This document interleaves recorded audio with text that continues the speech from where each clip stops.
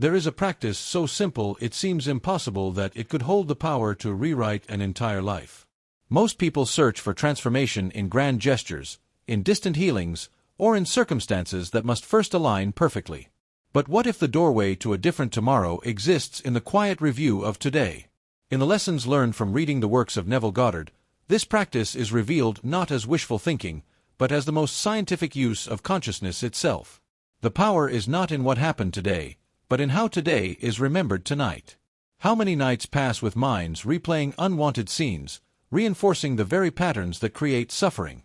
The mind loops through arguments, failures, missed opportunities, and moments of helplessness, etching them deeper into the fabric of consciousness.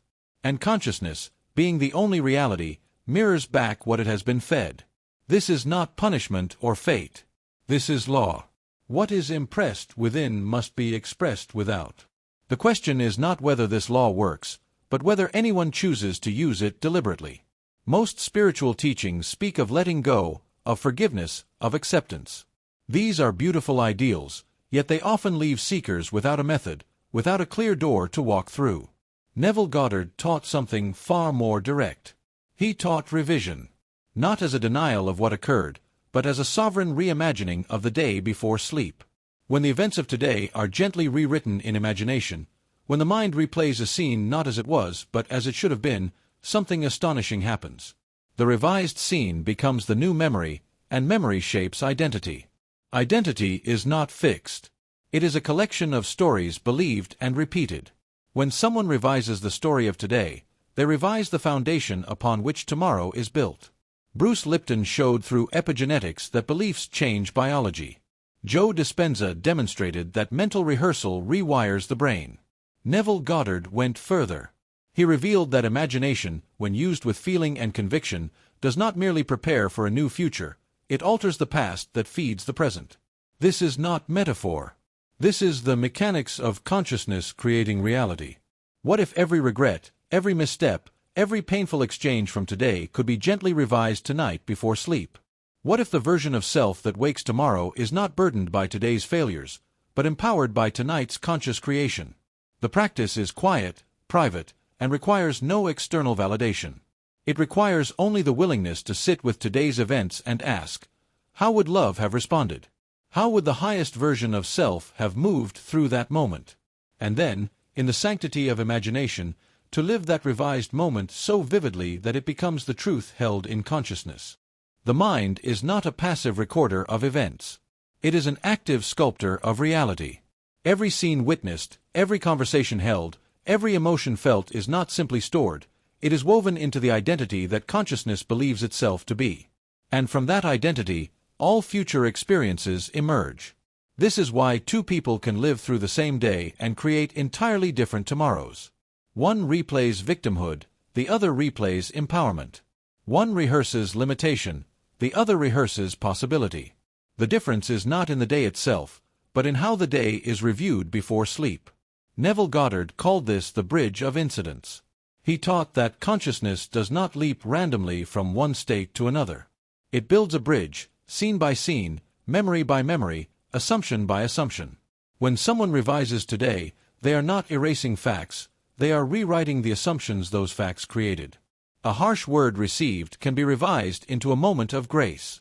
A failure can be revised into a lesson learned with dignity. A loss can be revised into a redirection toward something better. The outer world will reflect the inner revision. Imagine consciousness as a vast ocean, and every thought, every memory, every belief as a ripple across its surface. Most people allow the ripples to form randomly, shaped by external circumstances and unconscious reactions. But those who understand the law of assumption become deliberate creators of ripples. They choose which memories to strengthen and which to dissolve. They choose which version of today will feed tomorrow. This is not manipulation. This is mastery. This is the conscious use of imagination as the creative power it has always been. Consider how a single revised memory can change the trajectory of an entire life.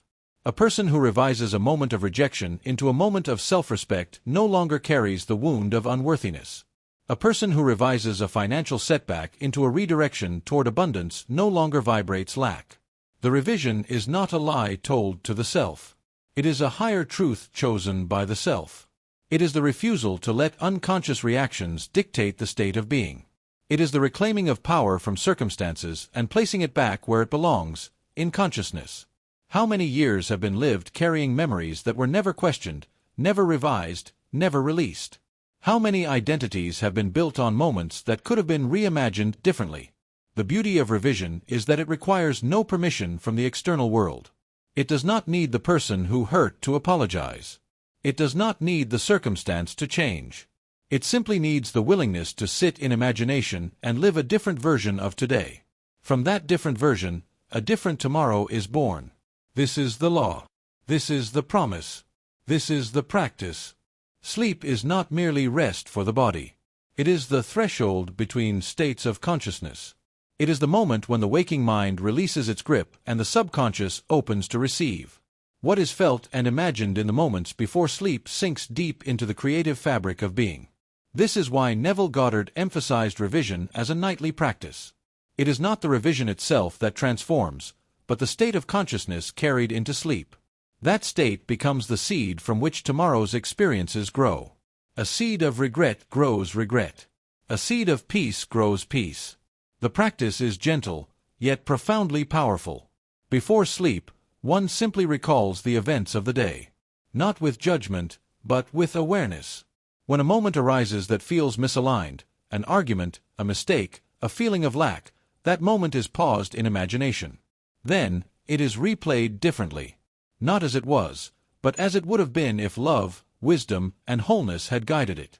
The revised scene is felt fully, lived vividly in imagination until it feels more real than the original memory. This is not fantasy. This is conscious creation. What happens when a person revises consistently, night after night? The patterns that once seemed permanent begin to dissolve. The identity rooted in past pain begins to shift. The vibration held in consciousness begins to rise. And because the outer world is always a mirror of inner states, the external circumstances begin to rearrange themselves. Relationships heal without confrontation. Opportunities appear without force. Solutions emerge without struggle. This is not magic. This is alignment. This is the natural result of living from a revised, empowered state of being. Some might ask, is this denial of reality? Is this spiritual bypassing? The answer is clear in the teachings learned from Neville Goddard. Reality is not what happened. Reality is what consciousness accepts as true. When someone continues to replay a painful memory, they are not being realistic, they are being repetitive. They are choosing to live from a wound rather than from wholeness. Revision is not the denial of what occurred. It is the refusal to let what occurred define what comes next. It is the sovereign choice to create a new memory, a new assumption, a new identity. Consider the image of a theater. On the stage of consciousness, scenes play out every day. Most people believe they are passive audience members, watching whatever the world presents. But in truth, every person is both the audience and the director. The script can be rewritten. The scenes can be revised. The ending can be changed. The only requirement is the willingness to step into imagination with intention and feeling. To see the day not as it was, but as it is chosen to be remembered. From that choice, a new tomorrow unfolds. This is the gift of revision. This is the power of consciousness awake to itself.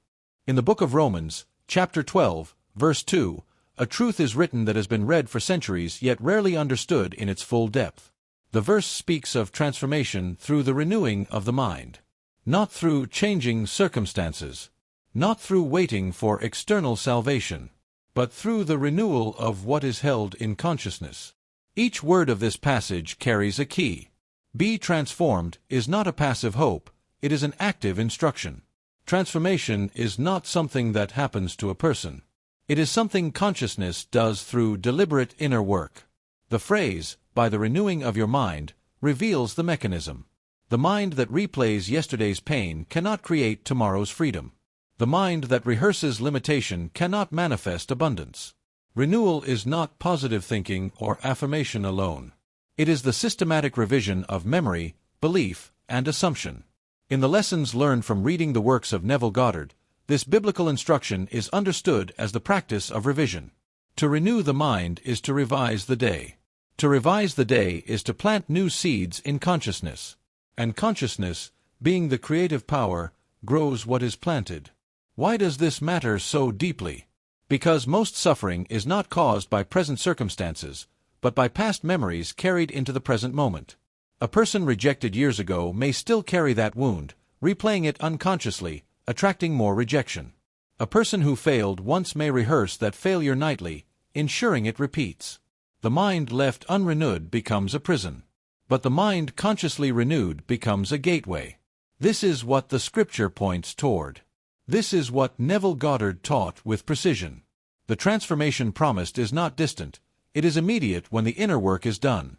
How many prayers have been spoken asking for change, while the mind continues to replay the very thing being prayed against? How many affirmations have been repeated while the heart still believes the old story? This is why revision is more than technique, it is spiritual obedience. It is the alignment of inner activity with divine law. When someone revises today before sleep, they are renewing the mind. When they renew the mind, they are transformed. When they are transformed, the outer world must reflect that transformation. This is not theory. This is the promise confirmed in Scripture and proven in experience. The validation is this: the pain of today is real, but it does not have to be permanent. The mistakes made are acknowledged, but they do not have to define identity. The circumstances faced are seen, but they do not have to dictate destiny. Through the renewal of mind, through the nightly practice of revision, consciousness is freed from the chains of memory and assumption. What was is no longer the authority. What is imagined with feeling and faith becomes the new foundation. This is empowerment. This is spiritual science. This is the transformation available to anyone willing to revise today and trust consciousness to change tomorrow. When consciousness awakens to its own creative power, reality stops feeling like something that happens and starts feeling like something that responds. This is not a belief system, it is a lived experience. The person who revises consistently begins to notice synchronicities that seem too perfect to be random. Conversations shift. Doors open. Old patterns simply dissolve. What once required force now flows naturally. This is because the inner state has been revised, and the outer world has no choice but to reflect the new state. Consciousness is the cause. Circumstance is the effect. Always. The responsibility this brings is profound. If consciousness creates, then no one is a victim of their past. No one is trapped by yesterday's choices. No one is bound by the memories they carry. Every night is an opportunity to revise. Every morning is a chance to wake as a new version of self. This does not mean denying hardship or pretending pain did not occur. It means refusing to give pain the authority to script tomorrow. It means taking full ownership of the inner world, knowing the outer world will follow. This is true empowerment. This is conscious creation in action. Consider the person who revises a difficult conversation with a colleague. Instead of replaying defensiveness and conflict, they imagine the conversation unfolding with respect and resolution. They feel the relief, the dignity, the mutual understanding. That revised scene is repeated until it feels natural. The next day, without any external action, the colleague approaches differently. The tension dissolves. The relationship shifts. This is not coincidence. This is consciousness reshaping reality through the bridge of revised assumption. The outer reflects the inner, always and without exception. Or consider the person struggling financially, who revises moments of lack into moments of sufficiency. Instead of rehearsing bills unpaid and anxiety felt, they imagine opening statements that show abundance. They feel the security, the freedom, the gratitude. They revise today's financial stress into today's financial ease. Over time, opportunities appear. Solutions emerge. Resources flow. Not because reality bent to wishful thinking, but because consciousness shifted from lack to abundance, and reality had no choice but to mirror that shift. This is the law of assumption made practical. This is manifestation through revision. What if every person understood that they are not editing their past, but authoring their future? What if every night before sleep became a sacred act of creation rather than a passive replay of regret? The power lies not in changing what happened, but in changing what is believed about what happened. When the belief changes, the identity changes. When the identity changes, the state changes. When the state changes, reality changes. This is the mechanics of consciousness. This is the gift of revision. This is how today is transformed into a doorway, and tomorrow becomes the fulfillment of tonight's imagination. The implications of this truth reach into every corner of existence. If consciousness creates reality, then nothing is fixed. No diagnosis is final. No relationship is beyond healing. No financial situation is permanent. No identity is locked. The person who understands this lives in a fundamentally different world than the person who does not. One lives in a world of static circumstances. The other lives in a world of fluid possibilities. The difference is not in the external conditions. It is in the state of consciousness held and revised daily. This is liberation. This is the awakening to true freedom. There is a profound connection between body, mind, and spirit in this practice. When someone revises a stressful day into a peaceful one, the nervous system responds. The body, which had been holding tension and stress hormones, begins to relax. The cells receive a different message. Greg Braden revealed that the heart sends more signals to the brain than the brain sends to the heart. When the heart feels peace through revised imagination, the entire biology shifts. The body does not know the difference between a revised memory and an original one. It only knows the state being embodied now. Imagine consciousness as a garden. Every memory is a seed. Most people inherit gardens planted by unconscious reactions, by wounds, by fears, by the careless words of others. They tend these gardens without realizing they have the power to replant. Revision is the act of pulling out weeds, painful memories, limiting beliefs, and planting flowers in their place. Each night of revision is a night of tending the garden. Over time, the garden transforms. What grows there is no longer dictated by yesterday's storms, but by tonight's deliberate planting. And tomorrow's harvest reflects the care given today. The call here is not to perfection, but to practice. Revision does not demand that every moment of every day be rewritten.